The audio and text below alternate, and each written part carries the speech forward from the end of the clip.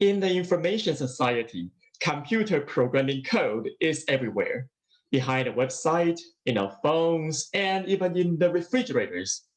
Usually, we only see what it achieves, but not the code itself.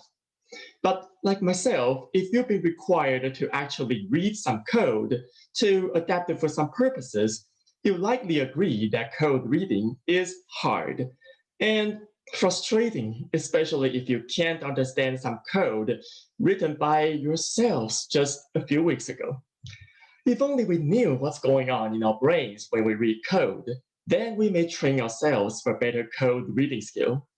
Some people suggest that the language system in our brain is in charge during code reading because there are grammar and structures in programming languages.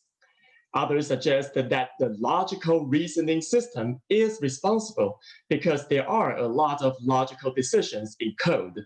For example, if something happens, do this, otherwise do that. So in my study, I asked, language and logic, which brain system underlies our ability to understand code? I used the MRI scanner to record the brain activity of expert programmers while they were reading code, sentences, or solving logical puzzles. Then I identified the activation pattern during code reading. This pattern is highly similar to the logical reasoning system. However, while people use both sides of their brains for logical reasoning, they tend to use the left brain for code reading. What's more, for each individual, how much they rely on the left brain for code reading is highly associated with how much they rely on the left brain for linguistic tasks, not logical reasoning.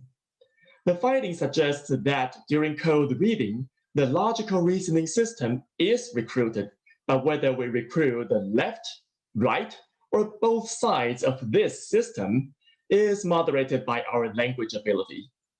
Here's the implication for the training program of software engineers. The activation of the language system may be associated with a more efficient use of the logical reasoning system during code reading. So besides the definitely important logical training, it may be helpful to include the language classes or discussion groups in the curriculum to give our prospective programmers some quality linguistic input.